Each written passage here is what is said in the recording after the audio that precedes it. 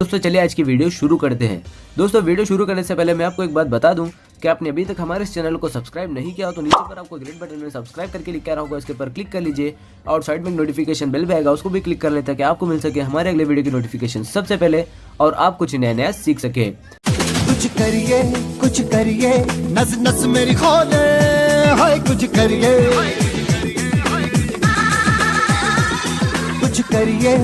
करिए बस बस बड़ा बोले, अब कुछ करिए। ओ कोई तो चल जिद फड़िए, तू बेतरिए या मरिए, हाय कोई तो चल जिद फड़िए, तू बेतरिए या मरिए। शक दे हो शक दे गिलिया, शक दे हो शक दे गिलिया, शक दे हो शक दे गिलिया, शक दे हो शक दे गिलिया।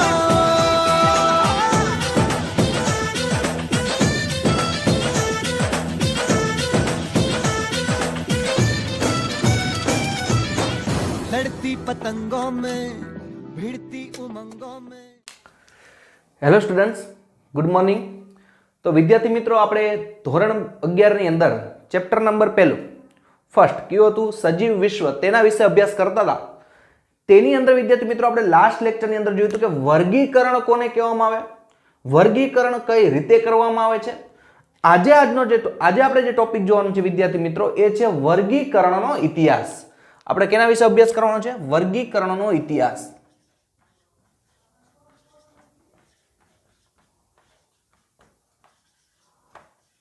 આપણે જોઈએ, આજનો આપણો ટોપિક છે વર્ગીકરણનો ઇતિહાસ। તો શરૂઆતમાં જે વર્ગીકરણ થતું હતું તો સજીવો છે એ સજીવોની શું ધ્યાનમાં રાખવામાં આવતું કે સજીવો છે તેની માનવની ઉપયોગિતા ઉપર આધારિત હતું। જેમ કે આપણે સાવ શરૂઆતમાં જોઈએ કે પહેલાના સમયમાં જે વર્ગીકરણ થતું એ કેના આધારે થતું તો કે સજીવનો પહેરવેશ કેવો છે, એની રહેણીકેણી કેવી છે, એ કયા વિસ્તારની અંદર રહે છે, એનો ખોરાક કેવો છે, એના આધારે વર્ગીકરણ થતું।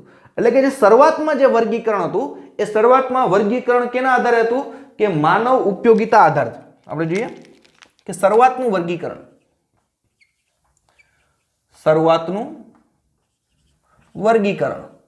જે શરૂઆતમાં વર્ગીકરણ થતું હતું કે કેના ઉપર હતું તો કે માનવ આધારિત હતું। કેની ઉપર હતું? માનવ ઉપયોગિતા ઉપર આધારિત હતું।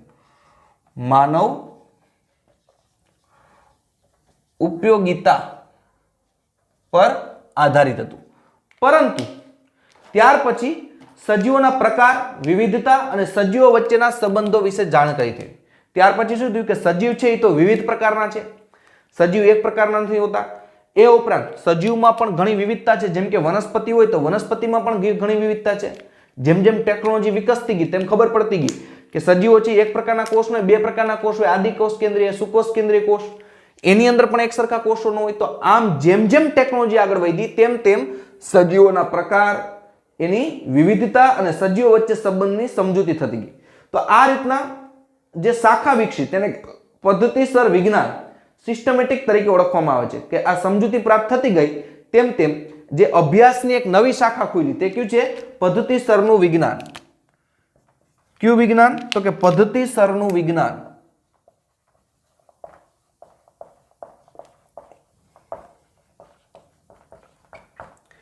પદ્ધતિસરનું વિજ્ઞાન જેને બીજું કહેવામાં આવે છે સિસ્ટેમેટિક્સ।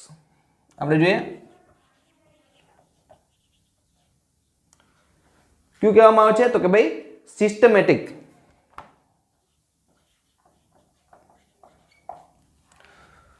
તો આપણે જોઈએ કે જેમ જેમ સજીવોના પ્રકારો વિશે જાણકારી મળતી ગઈ, તેની વિવિધતા વિશે ખબર પડવા માંડી, તેમ તેને એક અભ્યાસની એક નવી શાખા ખુલી જેને કહેવામાં આવે છે પદ્ધતિસરનું વિજ્ઞાન।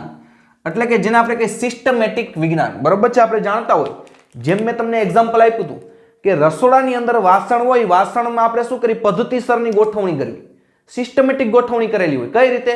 તો કે ભાઈ જે ચમચી હોય આ ચમચી રાખી, વાટકા ભેગા વાટકા અલગ કરી નાખી, થાળી ભેગી થાળી અલગ કરી નાખી। એવી રીતે માનવનો અથવા સજીવોનું જે વર્ગીકરણ હતું પહેલા તો માનવની ઉપયોગિતા ઉપર આધારિત હતું, પણ જેમ જેમ સમય જતો ગયો તેમ તેની પ્રકાર, તેની વિવિધતા વિશે જ્ઞાન વધતું ગયું અને એના પરિણામે એક નવી શાખા ઉદ્ભવી પદ્ધતિસરનું વિજ્ઞાન, જેને સિસ્ટમેટિક તરીકે વિજ્ઞાન તરીકે પણ ઓળખવામાં આવે છે। તો આ સિસ્ટમેટિક શબ્દ લેટિન શબ્દ સિસ્ટમા પરથી ઉતરી આવ્યો છે, સિસ્ટમ પરથી ઉતરી આવ્યો છે. તો આપણે જોઈએ કે આ સિસ્ટમેટિક શબ્દ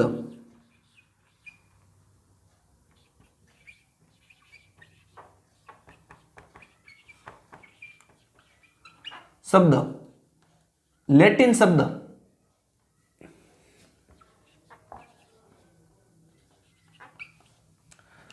કયો છે?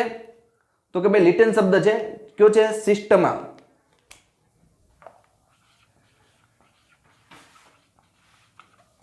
સિસ્ટમા પરથી ઉતરી આવ્યો છે. તો સૌપ્રથમ આપણે જોઈએ કે પદ્ધતિસરનું વિજ્ઞાન સિસ્ટમેટિક કહી શકીએ. તો આ સિસ્ટમેટિક જે શબ્દ છે તે લેટિન શબ્દ સિસ્ટમ ઉપરથી ઉતરી આવ્યો છે. કયો શબ્દ? લેટિન શબ્દ ઉપરથી સિસ્ટમેટિક શબ્દ ઉતરી આવ્યો. અને સિસ્ટમનો મતલબ શું થાય? તો કે અર્થ સજીવો, એટલે કે શું છે એનો અર્થ થાય સજીવોની પદ્ધતિસર ગોઠવણી. આનો અર્થ અહીં કરવામાં આવ્યો છે સજીવોની પદ્ધતિસરની ગોઠવણી.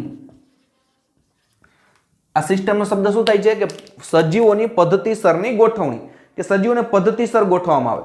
અને સિસ્ટમેટિક શબ્દ લિનિયસ દ્વારા આપવામાં આવ્યો છે. આ જે સિસ્ટમેટિક શબ્દ છે એ કેના દ્વારા આપવામાં આવ્યો છે? તો કે લિનિયસ દ્વારા આપવામાં આવ્યો છે. કયા વૈજ્ઞાનિક દ્વારા? લિનિયસ દ્વારા આપવામાં આવ્યો છે. અને લિનિયસ તેના પ્રકાશનનું શીર્ષક તરીકે, લિનિયસે જે પ્રકાશન બહાર પાડ્યું તેના પ્રકાશનનું શીર્ષક છે તે એની ઉપરથી જ ઉતરી આવ્યું છે કે સિસ્ટમ નેચર.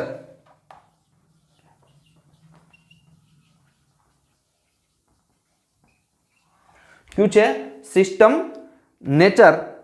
એ એની ઉપરથી તેને શું કર્યું છે? પોતાના પ્રકાશનનું શીર્ષકનું એવું નામ રાખ્યું છે, એ શબ્દ પ્રયોજ્યો છે. તો સૌપ્રથમ કે વર્ગીકરણનો ઇતિહાસ. તો આપણે જાણીએ છીએ કે જે શરૂઆતનું વર્ગીકરણ હતું એ કેના આધારિત હતું? તો કે તેનો ખોરાક, તેનો પહેરવેશ, તેની રહેણી કેણી, તેનું કઈ રીતનું રહેવાસ છે તેની ઉપર, એટલે કે માનવ ઉપયોગિતા ઉપર આધારિત હતું. પણ જેમ જેમ સમય બદલતો ગયો તેમ ખબર પડી કે સજીવો એક પ્રકારના નહીં, સજીવો અનેક પ્રકારના હોય. જેમ કે આપણે જોઈએ આદિકોષ કેન્દ્રીય, સુકોષ કેન્દ્રીય, જેમ જેમ ટેકનોલોજી વિકસતી ગઈ તેમ ખબર પડી કે સજીવોમાં પ્રકાર અને સજીવોમાં પણ વિવિધતા છે. જેમ કે વનસ્પતિ હોય તો વનસ્પતિમાં પણ વિવિધતા છે. તો તેના આધારે એક નવી અભ્યાસની શાખા વિકસી જેને પદ્ધતિસરનું વિજ્ઞાન, સિસ્ટમેટિક વિજ્ઞાન તરીકે ઓળખવામાં આવે છે. આ સિસ્ટમેટિક શબ્દ લેટિન શબ્દ સિસ્ટમ ઉપરથી ઉતરી આવ્યો. અને સિસ્ટમ મતલબ કે સજીવોની પદ્ધતિસર ગોઠવણી. મન ફાવે એમ નહીં. વનસ્પતિ જૂથ હોય તો એમાં વનસ્પતિઓ જ આવે, પ્રાણી જૂથ હોય તો એમાં પ્રાણી જૂથ, સજીવોની પદ્ધતિસરની ગોઠવણી. અને આ સિસ્ટમેટિક શબ્દ લિનિયસ દ્વારા આપવામાં આવ્યો. અને એની ઉપરથી એના પ્રકાશનનું શીર્ષક શું રાખ્યું છે? સિસ્ટમ નેચર તરીકે તેને પ્રકાશનનું શીર્ષક આપ્યું. જેમ જેમ આ પદ્ધતિનો વ્યાપ વધતો ગયો તેમ તેમ ઓળખવિધિ, નામકરણ અને વર્ગીકરણનો સમાવેશ થયો. જેમ જેમ આ પદ્ધતિનો વ્યાપ વધતો ગયો તેમ ઓળખવિધિ, નામકરણ અને શું થઈ ગયું? તો કે વર્ગીકરણનો અભ્યાસ છે તે વધતો ગયો. જેમ જેમ આ પદ્ધતિ પ્રચલિત થતી ગઈ તેમ તેમ એમાં ઓળખવિધિ આવી ગઈ, તેમાં નામકરણ પણ આવી ગયું અને ધીમે ધીમે શું કરવામાં આવ્યું? તેનું વર્ગીકરણનો સમાવેશ થયો. તો પદ્ધતિસરનું વિજ્ઞાન એ સજીવોના ઉદ્વિકાસના સંબંધોને પણ ધ્યાનમાં રાખે છે. યાદ રાખવાનું, સજીવોના ઉદ્વિકાસના સંબંધને પણ ધ્યાનમાં રાખે છે. ઉદ્વિકાસનો સંબંધ પણ ધ્યાનમાં રાખે. જેમ કે આપણે છીએ તો આપણો ઉદ્વિકાસ, પહેલા આપણે વાનર જેવા લાગતા, ધીમે ધીમે તો આપણો ને વાનરનો ઉદ્વિકાસ છે લગભગ સરખી જગ્યાએથી થયો એવું માનવામાં આવ્યું. એટલે સજીવોના ઉદ્વિકાસને પણ ધ્યાનમાં રાખવામાં આવે છે. કયા વિજ્ઞાનની અંદર? પદ્ધતિસરના વિજ્ઞાનની અંદર. તો વિદ્યાર્થી મિત્રો, આ વાત થઈ વર્ગીકરણનો ઇતિહાસ. એકદમ નાનો ટોપિક છે, એવું કંઈ ખાસ જરૂરી નથી. 2-3 વસ્તુ યાદ રાખવાની. સિસ્ટમેટિક શબ્દ કેને આપ્યો છે? સિસ્ટમ છે, એનો મતલબ શું થાય છે? બીજું, જે લિનિયસે પ્રકાશન, જે બુક બહાર પાડી પ્રકાશન આપ્યું તેનું શીર્ષક શું હતું? અને સજીવો છે તેના ઉદ્વિકાસને પણ પદ્ધતિસરના વિજ્ઞાનને ધ્યાનમાં રાખવામાં આવે છે. તો હવે વિદ્યાર્થી મિત્રો, આપણે વાત કરી વર્ગીકરણ કક્ષાઓની. જે આપણે છેલ્લા લેક્ચરની અંદર જોયું હતું કે કોઈ પણ સજીવો એનું વર્ગીકરણ કરવા માટે જુદી જુદી કક્ષામાં ડિવાઈડ કરવામાં આવ્યા છે. તો આપણે જોઈએ તેની અંદર કે વર્ગીકરણની કક્ષાઓ. કયો ટોપિક લેવાનો છે? વર્ગીકરણની કક્ષાઓનો આપણે અભ્યાસ કરવાનો છે.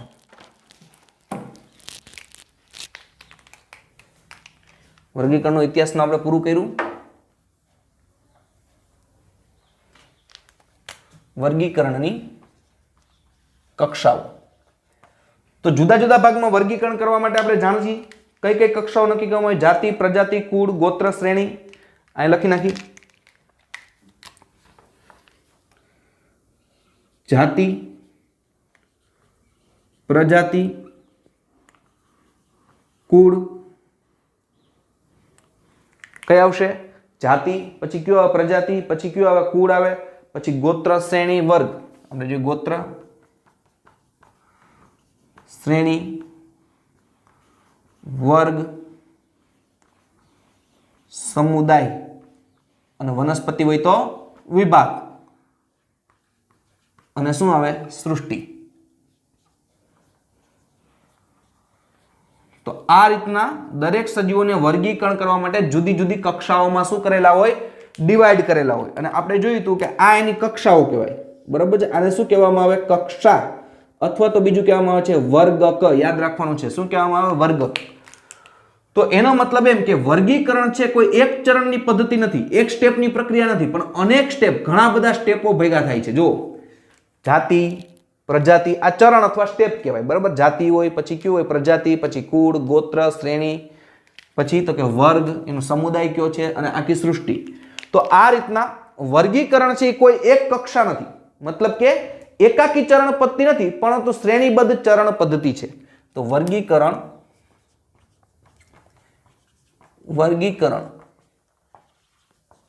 એકાકી ચરણ પદ્ધતિ નથી. એટલે જે વર્ગીકરણની પ્રક્રિયા છે તે કોઈ એક સ્ટેપમાં પૂરી નથી થતી, પણ અનેક સ્ટેપ હોય છે. જેમ કે જાતિ, પ્રજાતિ, કુળ, ગોત્ર, શ્રેણી, વર્ગ, સમુદાય, અથવા જે આપણે વનસ્પતિ તો વિભાગ, સૃષ્ટિ, આમ ઘણા બધા સ્ટેપ છે. 1 2 3 4 ઘણા બધા સ્ટેપ છે. તો વર્ગીકરણ છે એક સ્ટેપની પદ્ધતિ નથી, પણ ક્રમશઃ શ્રેણીબદ્ધ ચરણ પદ્ધતિ છે. ક્રમશઃ શ્રેણીબદ્ધ ચરણ પદ્ધતિ છે. બરાબર છે? તો આપણે જોઈએ તેની અંદર શું થાય છે કે શ્રેણીબદ્ધ ચરણ પદ્ધતિ. દરેક ચરણને કક્ષા કે વર્ગક કહે છે. હવે આપણે જોઈએ દરેક ચરણને આપને ખબર જ છે શું કહેવામાં આવે? કક્ષા કે વર્ગક કહે છે. આપણે જોયું કે સજીવોનું જે વર્ગીકરણ છે એ વર્ગીકરણ કોઈ એક કક્ષા અથવા તો એક સ્ટેપમાં પૂરું નથી થતું. તો વર્ગીકરણ છે એ અનેક સ્ટેપ છે, ઘણા બધા સ્ટેપ છે. તમે જોઈ શકો છો જાતિ, કુળ. તો આ દરેક સ્ટેપને, દરેક ચરણને કક્ષા કે વર્ગક, આ એક કક્ષા, બીજી, ત્રીજી, ચોથી, પાંચમી, છઠ્ઠી, સાતમી, આપણા ઉદાહરણો આપણે મગજમાં હોવું જોઈએ. તો વર્ગીકરણ એ એક કક્ષાની પદ્ધતિ નથી, એક વર્ગક નથી, અને દરેક ચરણ છે તેને શું કહેવામાં આવે છે? કક્ષા કે વર્ગક તરીકે ઓળખવામાં આવે છે. તો આ કક્ષાની બધી દ્રષ્ટિએ વર્ગીકૃત વ્યવસ્થાનો ભાગ છે, અને વર્ગીકૃત કક્ષા કહેવાય. તો બધી કક્ષા છે કેનો છે? વર્ગીકૃતનો ભાગ છે. એટલે કે વર્ગીકરણનો ભાગ છે, એટલે એને વર્ગીકરણ કક્ષાઓ તરીકે ઓળખવામાં આવે છે. વર્ગીકરણની કક્ષાઓ કહે છે. આ બધાને શું કહેવાય? વર્ગીકરણની કક્ષાઓ. જેમ કે આપણે ઉદાહરણ જોયું હતું, દાખલા તરીકે આપણે દેશ પછી શું આવે તો કે રાજ્ય, રાજ્ય પછી શું આવે તો કે જિલ્લા, જિલ્લા પછી શું આવે તો કે તાલુકા. તો આપણે જોયું તો કે આ આપણે વર્ગીકરણ કર્યું. એવી રીતે આ સજીવોનું વર્ગીકરણ છે. તો આ વર્ગીકરણમાં પણ આપણે જોઈએ કે આમાં શું હોય કે એક સ્ટેપની પ્રક્રિયા નથી, અનેક સ્ટેપમાં હોય. તો એક ચરણની પ્રક્રિયા નથી, અનેક ચરણની પ્રક્રિયા છે.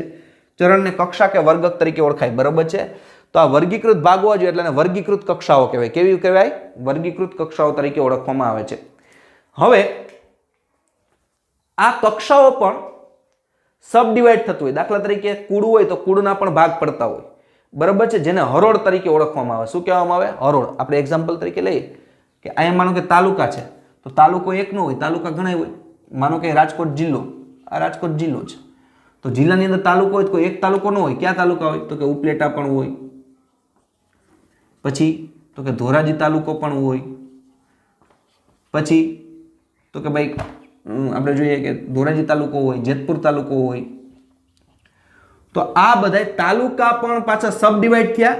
એવી રીતે આ કુળ પણ સબ ડિવાઈડ થતું હોય, પ્રજાતિ પણ સબ ડિવાઈડ થતી હોય, ગોત્ર પણ સબ ડિવાઈડ થતા હોય, તો આ સબ ડિવાઈડ થાય તેને હરોળ કહેવામાં આવે. શું કહેવામાં આવે?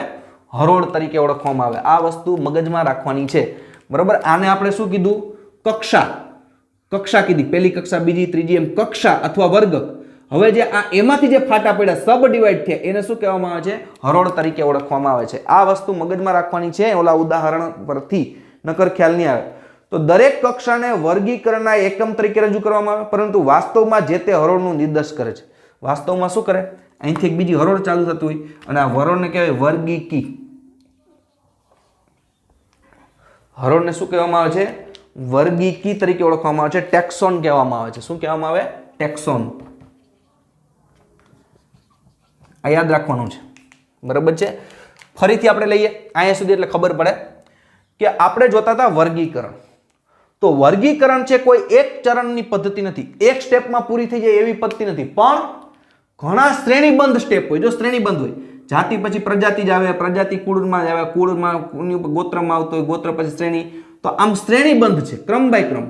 અને આ દરેક કક્ષાને વર્ગક તરીકે ઓળખાય. દરેક વર્ગીકરણની કક્ષાને શું કહેવાય? વર્ગક કહેવાય. તો આ કક્ષા વર્ગક. તો વર્ગીકૃત કહેવામાં આવે છે. તો વર્ગીકૃતનો ભાગ આ વર્ગીકરણની કક્ષાઓ થાય. આ કક્ષાઓને શું કહેવામાં આવે છે? વર્ગક તરીકે પણ ઓળખવામાં આવે છે. તો બીજું આપણે જોઈએ કે આ બધી કક્ષા ભેગી મળીને શું બનાવે? તો કે વર્ગીકૃત શ્રેણી, વર્ગીકરણ શ્રેણી બનાવે. આ બધી કક્ષાઓ ભેગી થાય. બધી કક્ષાઓ એટલે જાતિ, પ્રજાતિ, કુળ, ગોત્ર, આ બધું કહેવાય. અને વર્ગીકરણ શું કહેવાય? વર્ગીકરણ શ્રેણી કહેવાય. કે વર્ગીકરણ કરવાની આખી શું આવેલી છે? શ્રેણી આવેલી છે.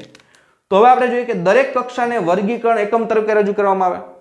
દરેક કક્ષાને, જાતિ હોય, પ્રજાતિ હોય, કુળ હોય, ગોત્ર હોય, એને શું કહેવામાં આવે છે? વર્ગીકરણના એકમ તરીકે રજૂ કહેવામાં આવે છે. એટલે વળી પાછા એમાંથી સબ ડિવાઈડ થતા હોય. જેમ કે કુળ હોય તો કુળ એક નો હોય, ઘણા હોય. એક ગોત્રની અંદર ઘણા કુળ હોય. જેમ આપણે જોયું તાલુકા છે તો તાલુકા પાછા એક નો, એના કોઈ ધોરાજી, ઉપલેટા, જેતપુર, એ રીતના. તો આ હરોળ થઈ અને આ હરોળને વર્ગકી કહેવાય. આને કક્ષા કહેવાય. અહીંયા જે હોય એને હરોળ કહેવાય, બરોબર છે. તો આ કક્ષામાંથી શું નીકળતી હોય? આવી હરોળ જે વર્ગકી તરીકે ઓળખવામાં આવે છે, ટેક્સોન તરીકે ઓળખવામાં આવે છે. તો આમ જૂથો એક કક્ષા તરીકે રજૂ થાય અને કક્ષા આગળ જતા હરોળનું સૂચન કરે. આ જૂથો છે એ કક્ષામાં વિવેટ થાય અને કક્ષા આગળ જતા શું કરે? હરોળ કરે. જો તાલુકો, જિલ્લો, રાજ્ય. તો જિલ્લો હોય એક નો હોય, હાલો આપણે બે લઈએ. જિલ્લો રાજકોટ, જુનાગઢ પણ હોય, પછી જામનગર જિલ્લો પણ હોય. તો આ જિલ્લા, તો આ કક્ષા પણ પાછી શું કરે છે? એક હરોળ બનાવે છે, જેને વર્ગકી કહેવાય, બરાબર. દરેક કક્ષા શું બનાવે છે? એક પાછી હરોળ, સબ ડિવાઈડ આપણે જેને કહીએ છીએ. તો આમ હરોળ વાસ્તવમાં વર્ગીકરણના એકમ તરીકે રજૂ થાય છે. અને વર્ગીકૃત જૂથો કે કક્ષાઓ માત્ર બાહ્ય રચના જ નહીં, પરંતુ જૈવિક લક્ષણોમાં પણ ધ્યાનમાં લેવામાં આવે. માત્ર બાહ્ય રચના ધ્યાનમાં ન લેવામાં આવે. બાહ્ય રચનાને તો ધ્યાનમાં લે જ છે, પણ એના જૈવિક લક્ષણો, કારણ કે દરેક સજીવના લક્ષણો છે તે જુદા જુદા હોય છે. દાખલા તરીકે સિંહ અને વાંદરો, આના લક્ષણો શું એક સરખા હોય? નહીં, જુદા જુદા હોય. તો આમ આપણે જોઈએ કે બાહ્યકાર વિદ્યા જૈવિક લક્ષણોને પણ શું કરવામાં આવે છે? ધ્યાનમાં લેવામાં આવે છે. તો વિદ્યાર્થી મિત્રો, આ થઈ વર્ગીકરણની કક્ષાઓ. હવે આપણે દરેકનો અભ્યાસ કરવાનો છે. જાતિ, પ્રજાતિ, કુળ, ગોત્ર, શ્રેણી, વર્ગ વગેરેનો અભ્યાસ કરતો જવાનો છે. ફરીથી કહું છું, વર્ગીકરણ છે તો આ વર્ગીકરણ કરવાની એક સિસ્ટમ આપેલી છે. તો વર્ગીકરણ છે કોઈ એક સ્ટેપની પ્રક્રિયા નથી, એટલે કે એક ચરણની પ્રક્રિયા નથી, પણ શ્રેણીબંધ ઘણા કક્ષાઓ ભેગી મળીને શ્રેણીબંધ શું કરે? ચરણ પદ્ધતિ છે. ઘણા ચરણ છે, ઘણા સ્ટેપમાં વર્ગીકરણ થાય છે. બીજું આપણે જોયું કે દરેક ચરણને, આ દરેક ચરણના, એક ચરણ, બે ચરણ, પહેલું સ્ટેપ, બીજું સ્ટેપ, ત્રીજું સ્ટેપ, ચોથું સ્ટેપ, તો આ દરેક ચરણને કક્ષા કહેવાય કે વર્ગક તરીકે ઓળખવામાં આવે છે. તો આપણે જોઈએ કે આ જે વર્ગીકરણની આ કક્ષાઓ છે તે શું કહેવામાં આવે છે? તો કે વર્ગીકૃતનો એક ભાગ છે. આ કક્ષાઓ છે વર્ગીકરણનો જ એક ભાગ છે. અને આ જે શ્રેણી ગોઠવાયેલી છે એને વર્ગીકરણની શ્રેણી કહેવામાં આવે. આ જે તમને શ્રેણી ગોઠવાયેલી જોવા મળે, જાતિ, પ્રજાતિ, એના પછી કુળ, આ ક્રમબાય જ આવવું જોઈએ. તમે અહીંયા જાતિ પછી અહીંયા ડાયરેક્ટ કુળ લખો ને પછી અહીંયા તમે વર્ગ લખી નાખો ને એમ ન હાલે. એટલે એક શ્રેણીબંધ છે જે વર્ગીકરણની શ્રેણી કહેવાય. હવે એની અંદર જે આ કક્ષાઓ છે વળી પાછું કેનું નિર્દેશન કરે? હરોળનું નિર્દેશન કરે, જેને વર્ગકી તરીકે કહેવામાં આવે છે. તો આમ વર્ગીકરણ છે કોઈ એક સ્ટેપની પદ્ધતિ નથી, એટલે કે અનેક સ્ટેપમાં પૂરી થાય છે. એટલે તે એક ચરણની નથી, પણ શ્રેણીબંધ ચરણ પદ્ધતિ છે. તેમાં કક્ષાઓ કહેવામાં આવે, વર્ગ કહેવામાં આવે છે, વર્ગીકરણ કક્ષાઓ કહેવાય. અને શું હોય? તેની બાહ્ય રચના કે જૈવિક લક્ષણોને પણ ત્યાં ધ્યાનમાં લેવામાં આવે છે. બરોબર. તો હવે આપણે જોઈએ વિદ્યાર્થી મિત્રો નેક્સ્ટ લેક્ચરની અંદર આપણે અભ્યાસ કરશું કે વર્ગીકરણ કક્ષામાં આપણે જાતિ કેને કહેવાય, પ્રજાતિ, કુળ, આ બધા વિશે આપણે અભ્યાસ કરવાનો છે. તો વિદ્યાર્થી મિત્રો આપણે ધોરણ 11 ની અંદર ચેપ્ટર નંબર 1 સજીવ વિશ્વ વિશે અભ્યાસ કરતા હતા. તેની અંદર આજે આપણે લાસ્ટ લેક્ચરની અંદર જોયું હતું કે વર્ગીકૃત કક્ષાઓ એટલે કે વર્ગીકરણ છે એ એક પ્રકારની જુદી જુદી કક્ષાઓ હોય છે. અને એ કક્ષામાં વિદ્યાર્થી મિત્રો આપણે થોડુંક લેતા ભૂલી ગયા. આપણે જોઈએ કે જાતિ છે, જાતિ છે તેને નિમ્ન કક્ષામાં મેળવવામાં આવી છે. કઈ કક્ષામાં મેળવવામાં આવી? નિમ્ન કક્ષામાં. એટલે કે સૌથી નીચેની કક્ષામાં જાતિ છે અને સૌથી ઉચ્ચ કક્ષા તરીકે કેનો સમાવિષ્ટ થાય છે? સૃષ્ટિમાં. બીજું કે તમે જેમ જેમ જાતિમાં નીચે તરફ આવતા જશો તેમ લક્ષણો છે તેમાં સામ્યતા વધતી જાય. સમજો, જેમ જેમ તમે વર્ગીકરણની કક્ષાઓમાં નીચે તરફ આવો તેમ લક્ષણો છે એ લક્ષણોની સમાનતા વધતી જાય. સમાનતા વધતી જાય. અને જેમ જેમ વર્ગીકરણની ઉપરની કક્ષામાં જાઓ તેમ તેમ છે લક્ષણોની સમાનતા ઘટતી જાય. લક્ષણોની સમાનતા શું થાય છે? ઘટતી જાય છે. આ વસ્તુ યાદ રાખવાની કે વર્ગીકરણની જે કક્ષાઓ છે એ વર્ગીકરણમાં તમે જેમ જેમ નીચે તરફ આવશો તેમ લક્ષણોની સમાનતા વધતી જાય. જેમ કે જાતિ હોય તો જાતિમાં એક સરખા લક્ષણો વધુ હોય એટલે જાતિમાં સમાવિષ્ટ કર્યું હોય, અને ઉપર જશો તેમ લક્ષણોની સમાનતા ઘટતી જાય.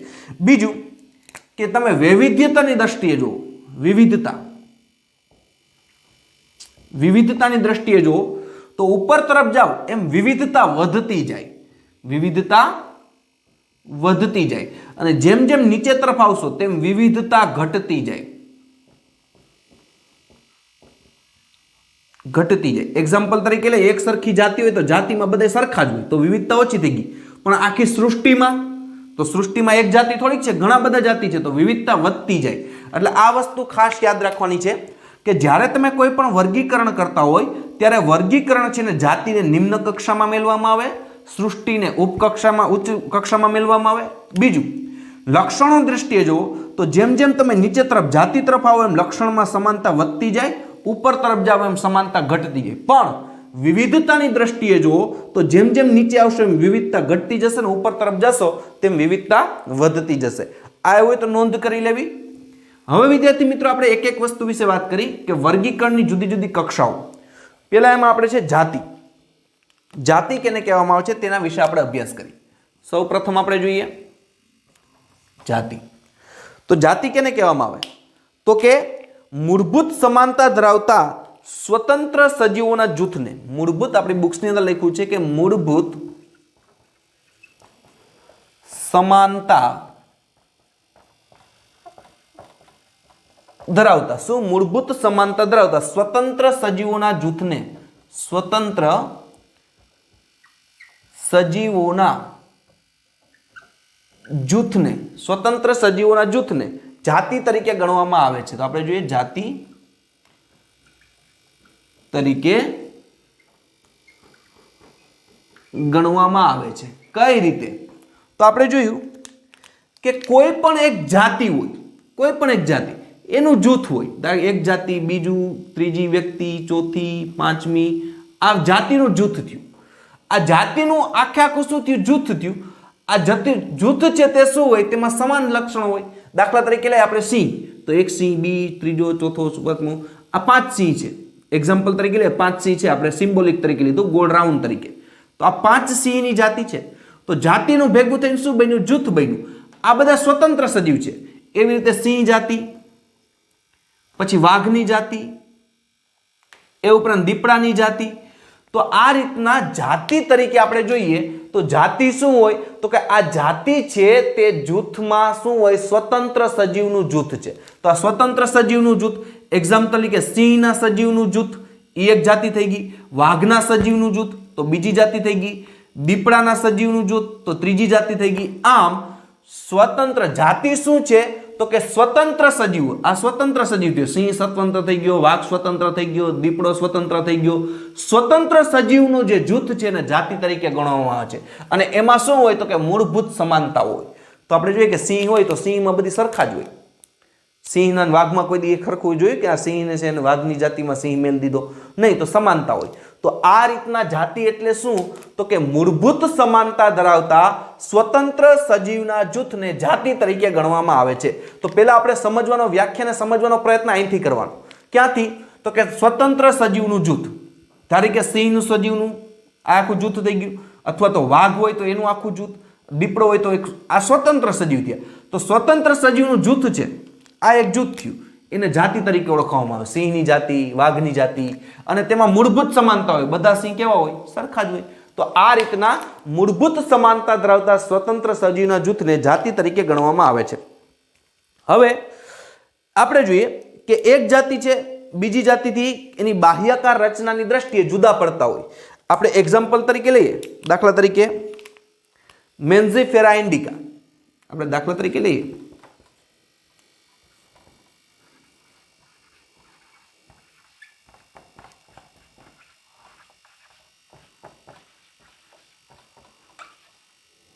મેન્ઝીફેરા ઇન્ડિકા. આપણે જોઈએ કે મેન્ઝીફેરા ઇન્ડિકા. બીજું આપણે જોઈએ તો કે સોલેનમ ટ્યુબ્રોઝમ,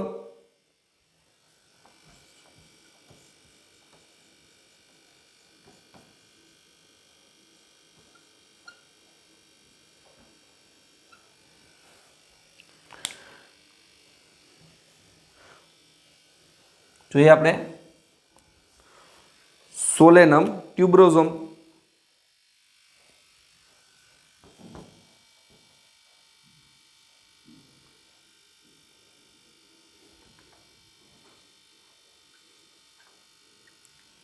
કયું આવશે? સોલેનમ ટ્યુબ્રોઝમ. અને એ ઉપરાંત ત્રીજું આપણે કોડ જોઈએ, બરાબર છે, જેમ કે પેન્થેરા, પેન્થેરા લિયો. આપણે ત્રીજી જાતિની વાત કરી, પેન્થેરા લિયો.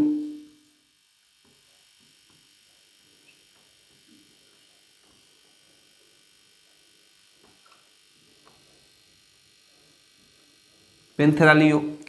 તો વિદ્યાર્થી મિત્રો આપણે જોઈએ મેન્ઝીફેરા ઇન્ડિકા, સોલેનમ ટ્યુબ્રોઝમ અને પેન્થેરા લિયો.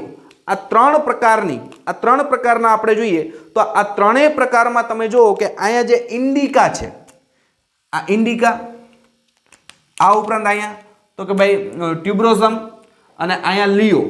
આ ત્રણેય શું છે? તો કે આ ત્રણેય છે એ જાતિ છે. તો જુઓ આ ત્રણેય છે, ક્યાં છે? આ ત્રણેય જાતિ છે, બરાબર છે. જેમ કે ઇન્ડિકા એટલે કયો આવે? તો કે આંબો. ઇન્ડિકા એટલે કયો આવે? આંબો, બરાબર છે. પછી કયું છે? તો કે ભાઈ ટ્યુબ્રોઝમ. તો ટ્યુબ્રોઝમ એટલે કયો આવે? તો કે બટાટા, બટાટાની જાતિ. અને લિયો, લિયો એટલે કયો આવ્યું? આ પ્રાણીની વાત કરી. આ બે વનસ્પતિના ઉદાહરણ છે, ઓલું કયું છે? પ્રાણીની વાત કરી. તો આપણે જોઈએ કે મૂળભૂત સમાનતા ધરાવતા સ્વતંત્ર સજીવોના જૂથને જાતિ તરીકે ઓળખવામાં આવે. તો સ્વતંત્ર જાતિનો એક સમૂહ હોય, સ્વતંત્ર જાતિનો શું? એક સમૂહ હોય જેમાં મૂળભૂત સમાનતા હોય. જેમ કે આપણે જોઈએ અહીં જાતિ છે ઇન્ડિકા, ઇન્ડિકા એટલે આંબો, બરાબર છે. પછી અહીં જોયું કયું છે? તો કે ભાઈ આપણે જોયું હતું કે ટ્યુબેરોસમ, ટ્યુબરોઝમ, તો એનું શું છે? બટાટાની જાતિ. તો બટાટાની બધી જાતિ આવી ગઈ. અને અહીંયા કયું છે? લિયો. આ શું છે? જાતિ બતાવે છે. જ્યારે એની આગળનો કયો છે? આપણે વાત કરી એની આગળનો જે શબ્દ છે, પ્રથમ શબ્દ કયો હતો? તો કે મેન્ઝીફેરા છે, અહીંયા સોલેનમ છે, અહીંયા પેન્થેરા છે. એ બધી કઈ સૂચવે છે? તો કે એ બધું પ્રજાતિ છે. તો આ બધી કઈ છે? પ્રજાતિ. આ બધું કેની સમાવિષ્ટ કર્યો? પ્રજાતિની અંદર. તો આપણે જોયું તું ઉદાહરણો જોયા કે મેન્ઝીફેરા ઇન્ડિકા, તો ઇન્ડિકા છે એક જાતિ આવી ગઈ, આંબાની જાતિ. સોલેનમ જેમ કે આપણે જોયું હતું કે ટ્યુબ્રોઝમ, તો એ શું છે? તો કે બટાટાની જાતિ છે. પેન્થેરા, લિયો, તો લિયો છે એ કઈ જાતિ આવી ગઈ? સિંહની જાતિ આવી ગઈ. તો આ રીતના આપણે કહી શકીએ કે દરેક પ્રજાતિ એક કરતા વધુ ચોક્કસ જાતિ ધરાવી શકે અને અન્ય સજીવોના રજૂ થઈ શકે. હવે આપણે જોઈએ કે દરેક પ્રજાતિ હોય એની અંદર એક કરતા વધુ જાતિઓ સમાવી શકાય. દરેક પ્રજાતિમાં એક કરતા વધુ જાતિઓ સમાવી શકાય. એક્ઝામ્પલ તરીકે લઈએ તો કે પેન્થેરા પ્રજાતિ. આપણે એક એક્ઝામ્પલ તરીકે લઈએ, પેલા આપણે લખી કે દરેક પ્રજાતિમાં એક કરતા વધારે જાતિ સમાવી શકાય. દરેક પ્રજાતિમાં એક કરતાં વધુ જાતિ સમાવી શકાય. બરાબર, જાતિ ચોક્કસ લક્ષણોને આધારે, પરંતુ અન્ય સજીવ તરીકે રજૂ થાય છે. પણ સજીવ કયો થાય? બદલી જાય. સજીવ બદલી જાય. દાખલા તરીકે આપણે એક પ્રજાતિ લઈ, પેન્થેરા પ્રજાતિ. કહી લેશું આપણે પેન્થેરા. આ પેન્થેરા પ્રજાતિ છે. એની અંદર ઘણી જાતિઓ સમાવિષ્ટ થાય. બરાબર, એક પ્રજાતિમાં એક કરતાં વધુ જાતિ આવી શકે. તો પેન્થેરામાં પહેલા આપણે જોઈએ તો કે લિયો. લિયો એટલે કઈ? તો કે સિંહ. એ ઉપરાંત ટાઇગ્રીસ કયું આવશે? તો બીજું આપણે જોઈએ પેન્થેરા લિયો, પેન્થેરા ટાઇગ્રીસ, ટાઇગ્રીસ, ટાઈગર, સિંહ, સોરી આપણે વાઘ. કયો આવશે? વાઘ. તો જો પ્રજાતિ એક જ છે. બરાબર, આ રીતના પારડસ પણ આવી શકે. બરાબર છે, તો એ દીપડો. તો પ્રજાતિ એક કઈ? પાંથેરા પ્રજાતિ. બરાબર, પેન્થેરા પ્રજાતિ. તો આ પેન્થેરા પ્રજાતિ છે તેની અંદર ઘણી જાતિઓ સમાવી શકે, પણ સજીવ બદલી જાય. જેમ કે પેન્થેરા લિયો, તો પ્રજાતિ છે એ પેન્થેરા છે, પણ જાતિ કઈ છે? લિયો. તો પેન્થેરાની અંદર બીજી પ્રજાતિની અંદર બીજી પણ જાતિ આવી શકે. કઈ? ટાઈગર. તો એ સજીવ બદલાઈ જાય. સજીવ બદલાઈ જાય, પણ આપણે કહી શકીએ દરેક પ્રજાતિમાં એક કરતાં વધુ શું સમાવી શકાય છે? જાતિ છે તેનો સમાવિષ્ટ કરી શકાય છે. તો અહીંયા વાત થઈ. એવી રીતે આપણે સોલેનમની વાત કરીએ. બરાબર છે, ક્યુ કોડ સોલેનમ. તો એની અંદર જેમ કે બટાટાનું કુળ કયું હતું? બોલો જી, બટાટાનું કુળ કયું હતું? તો કે ભાઈ જે આપણે જોઈ ગયા, ક્યું જોઈ ગયા હતા? ટ્યુબ્રોઝમ. બરાબર છે, ટ્યુબ્રોઝમ. આપણે લખી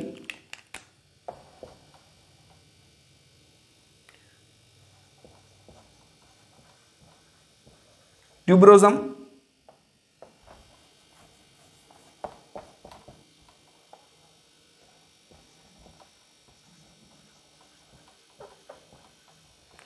આ ઉપરાંત બીજું આપણે જોઈએ તો કે ભાઈ નિગ્રમ.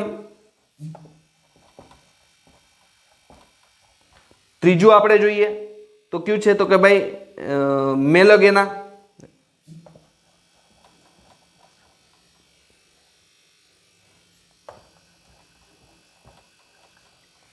તો આ જો કયું છે?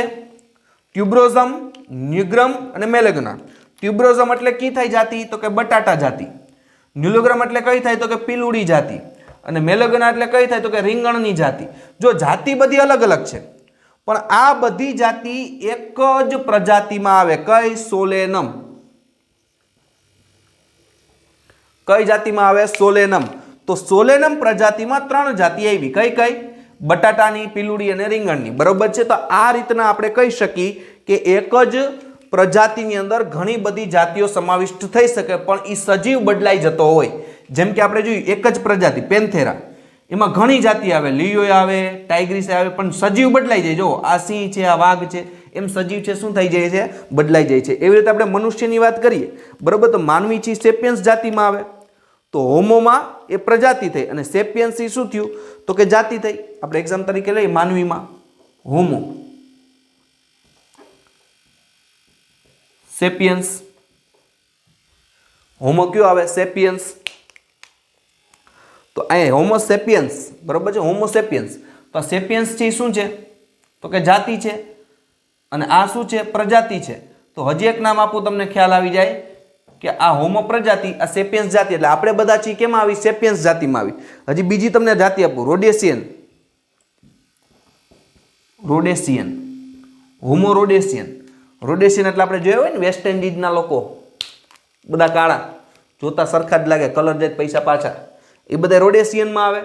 હોમો રેડેશિયન, હોમો સેપિયન્સ. તો આ રીતના આપણે કહી શકીએ કે કેની સમજૂતી આપી આપણે? જાતિની. પહેલી વસ્તુ આપણે સમજ્યા. તો જાતિ કેને કહેવામાં આવે? ફરીથી ક્વિક રિવિઝનમાં આપણે લઈએ તો જાતિ એટલે કે મૂળભૂત સમાનતા ધરાવતા સ્વતંત્ર સજીવના જૂથને જાતિ તરીકે ગણવામાં આવે. સ્વતંત્ર સજીવના જૂથને, સિંહનું જૂથ હોય તો એને સિંહની જાતિ કહેવાય, વાઘનું જૂથ હોય તો વાઘની જાતિ કહેવાય, પછી તો કે દીપડાનું જૂથ હોય તો દીપડાની જાતિ કહેવાય. સ્વતંત્ર સજીવ, આ બધા સ્વતંત્ર સજીવ થયા. સ્વતંત્ર સજીવના જૂથને શું કહેવામાં આવે? જાતિ. અને એમાં મૂળભૂત શું હોય? સમાનતા હોય. આપણે ઉદાહરણ લીધું, સોરી, મેન્ઝીફેરા ઇન્ડિકા, સોલેનમ, જે આપણે જોયું ટ્યુબરેસમ અને બીજું કયું છે તો કે પેન્થેરા લિયો. તો આની અંદર જે ઇન્ડિકા શબ્દ, પછી જોયું આપણે ટ્યુબરોસમ અને લિયો, આ 3 શબ્દવાચક જે જાતિ છે, પણ એની આગળ શબ્દ લાગે છે બીજો, ઈ કયો છે? પ્રજાતિનો લાગે છે. કયો? તો કે મેન્ઝીફેરા, સોલેનમ, પછી પેન્થેરા, આ બધા શું છે? તે પ્રજાતિ છે. તો હવે આપણે કહી શકીએ કે દરેક પ્રજાતિમાં એક કરતાં વધુ જાતિ હોય, પણ એ જાતિ છે એ સજીવ બદલાઈ જતો હોય. દરેક પ્રજાતિમાં એક કરતાં વધુ જાતિ હોય. જેમ કે પેન્થેરા, પેન્થેરાની અંદર કઈ કઈ જાતિ આવે? લિયો આવે, ટાઇગ્રીસ આવે. પણ જો પ્રજાતિ એક જ છે, જાતિ એમાં અલગ અલગ હોઈ શકે. તો એવી રીતે એક પ્રજાતિમાં એક કરતાં વધુ જાતિ હોઈ શકે, પણ સજીવ બદલાઈ જાય. આ સિંહ હતો, આ વાઘ હતો. એવી રીતે આપણે જોઈએ સોલેનમમાં બટેટાની જાતિ, પીલુડીની જાતિ, રીંગણની જાતિનો સમાવિષ્ટ થાય છે. અને માનવીમાં પણ, હોમોમાં પણ ઘણી પ્રજાતિઓ આવી જાય. સેપિયન્સ એટલે આપણા જેવા રોડેશિયન, એટલે ક્યાં? તો કે ભાઈ જે આપણે જોઈએ છીએ, આપણે ખબર જ છે, બ્લેક માણસો, તેની વાત કરી છે. તો હવે આપણે વાત કરી આની જાતિની વાત પૂરી કરી. હવે આપણે કયું સમજીએ તો કે પ્રજાતિ. આપણો બીજો ટોપિક આવશે. એવું લાગે તો સ્ક્રીનશોટ પાડી લેજો અને તમે જોઈ લેજો. બરાબર છે? તો આપણે જોઈએ હવે એના વિશે કયું આવશે. એના ઉપરનું સ્તર, વર્ગીકરણની કક્ષા 1 પૂરી. હવે બીજી કક્ષા કઈ આવશે? પ્રજાતિ. પ્રજાતિ કેને કહેવામાં આવે? હવે આપણે જોઈએ પ્રજાતિ શબ્દને સમજવાનો પ્રયત્ન કરી. તો નજીકના ગાઢ સંબંધ ધરાવતી જાતિઓના જૂથને પ્રજાતિમાં સમાવિષ્ટ થાય. નજીકના ગાઢ સંબંધ ધરાવતી, નજીકના ગાઢ સંબંધ ધરાવતી, બરાબર છે, જાતિઓના જૂથને પ્રજાતિ કહેવામાં આવે. જાતિઓનું જૂથ ભેગું થાય, જાતિઓના જૂથને શું કહેવામાં આવે છે? તો કે પ્રજાતિમાં સમાવિષ્ટ કરવામાં આવે છે. પ્રજાતિમાં સમાવિષ્ટ થાય છે. તો નજીકના સંબંધ ધરાવતી જાતિઓના જૂથને પ્રજાતિમાં સમાવિષ્ટ કરાવે. એક્ઝામ્પલ તરીકે લઈએ, જેમ કે સિંહ છે, વાઘ છે, દીપડો છે, એની વચ્ચે થોડી ઘણી સમાનતા છે. કારણ કે એનો આકાર જોવો ને તો આકાર લગભગ બધાનો સરખો છે. હા, એના બીજા ભાગમાં ફેર છે. જેમ કે સિંહને છે કોઈ પટ્ટા ન હોય, વાઘને પટ્ટા હોય, પણ તમે જો એ બધાનું કદ લગભગ સરખું હોય. બરાબર? તો એને એક પ્રજાતિમાં મેલી, કઈ? પેન્થેરામાં. તો હવે તમે વિચાર કરો, જે માનવ જાતિ છે, જેને આપણે સેપિયન્સ કહીએ, એને હું તમે પેન્થેરા પ્રજાતિમાં મેલી શકો? ન મેલી શકાય. શું કામ? કારણ કે તેના લક્ષણો બદલાઈ જાય છે. તો આ રીતના ભલે નજીકના ગાઢ સંબંધ ધરાવતી જે જાતિઓ હોય, એ જાતિઓના જૂથમાં કેને સમાવિષ્ટ કરવામાં આવે? પ્રજાતિમાં સમાવિષ્ટ કરવામાં આવે. અને અન્ય પ્રજાતિની જાતિની સાપેક્ષે વધુ સમાન લક્ષણો હોય છે. શું હોય? અન્ય પ્રજાતિ એ જાતિની સાપેક્ષે શું હોય? વધુ સમાન લક્ષણો ધરાવે છે. તો એની અંદર કઈ રીતે? જેમ કે આપણે જોઈએ એટલે આપણે ખ્યાલ આવે. હવે આપણે જોયું હતું, જેમ કે બટાટા અને રીંગણ, સોલેનમ પ્રજાતિ લઈએ. કઈ પ્રજાતિ છે? સોલેનમ પ્રજાતિ છે. તો સોલેનમ પ્રજાતિમાં આપણે જોયું કે 2 જાતિ આવી. કઈ કઈ? એક મેલોન્જેલા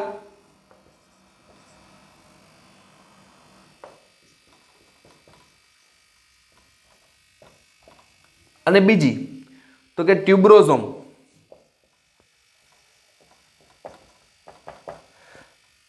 મેલોન્જેલા એટલે કઈ આવે? તો કે બટાટા. અને ટ્યુબરોઝોમ મતલબ કઈ આવશે? તો કે ભાઈ રીંગણ. તો જો આ 2 જાતિ અલગ અલગ છે. કઈ કઈ? બટાટા અને રીંગણ. તો આ બટાટા અને રીંગણ છે, એ 2 જાતિ અલગ અલગ છે, પણ એ 2 જાતિને એક જ પ્રજાતિની અંદર મેળ દીધી. કઈ? સોલેનમની અંદર. તો આપણે કઈ કે ભાઈ એની પ્રજાતિ કઈ? તો કે સોલેનમ. તો આપણે જ્યારે સોલેનમનો અભ્યાસ કરતા હોય ત્યારે આપણે બટાટાને પણ ધ્યાનમાં લેવા પડે અને રીંગણને પણ ધ્યાનમાં લેવા પડે. પણ જો આપણે ટ્યુબરોઝમ કોઈ જાતિનો અભ્યાસ કરતા હોય તો આપણે ખાલી રીંગણની જાતિનો જ અભ્યાસ કરવાનો હોય. માનો કે કોઈ જાતિનો અભ્યાસ કરી મેનોજેલા, તો આપણે ખાલી બટાટાની જાતિનો જ અભ્યાસ કરો. પણ આપણે એમ કહીએ કે તમે સોલેનમ પ્રજાતિનો અભ્યાસ કરો, તો સોલેનમ પ્રજાતિમાં કઈ કઈ જાતિ આવે? તો કે મેન્ઝેલા, ટ્યુબરોઝોમ, એ બધાનો શું કરવો પડે છે? અભ્યાસ કરવો પડે છે. તો આ રીતના સોલેનમ છે તે કયું છે? તો કે પ્રજાતિ છે.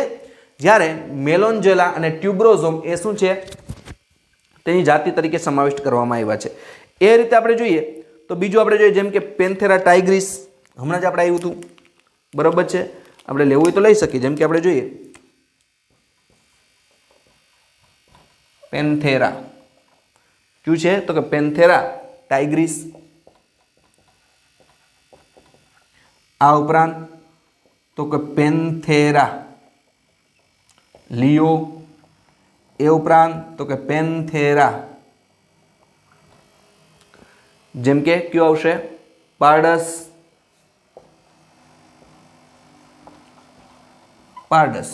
તો અહીંયા જો વિદ્યાર્થી મિત્રો, અહીંયા આ જાતિ છે કઈ ટાઇગ્રીસ સિંહની જાતિ, સોરી વાઘની જાતિ, લિયો સિંહની જાતિ, પારડસ દીપડાની જાતિ, પણ આ બધી જાતિ છે એની પ્રજાતિ એક જ છે। તમે જુઓ કઈ પ્રજાતિ તો કે બધાને એક જ પ્રજાતિમાં મેળવામાં આવ્યા છે। કી પ્રજાતિમાં મેળ્યા છે પેન્થેરા પ્રજાતિમાં। તો પેન્થેરા પ્રજાતિમાં 3 જાતિ આવે, કઈ કઈ ટાઇગ્રીસ એટલે ટાઈગર જેને આપણે વાઘ તરીકે ઓળખી, લિયો એટલે લાયન જેને આપણે સિંહ તરીકે ઓળખી, અને પારડસ બરાબર છે જે આપણે શું કહીએ છીએ દીપડાની જાતિ તરીકે ઓળખીએ છીએ। તો પેન્થેરા પ્રજાતિ એ અન્ય પ્રજાતિ, પેન્થેરા પ્રજાતિ છે એ અન્ય પ્રજાતિ, આપણે જોઈએ કે પેન્થેરા પ્રજાતિ એ અન્ય પ્રજાતિ, જેમ કે કઈ પ્રજાતિ છે તો કે ફિલસ, ફેલિસ।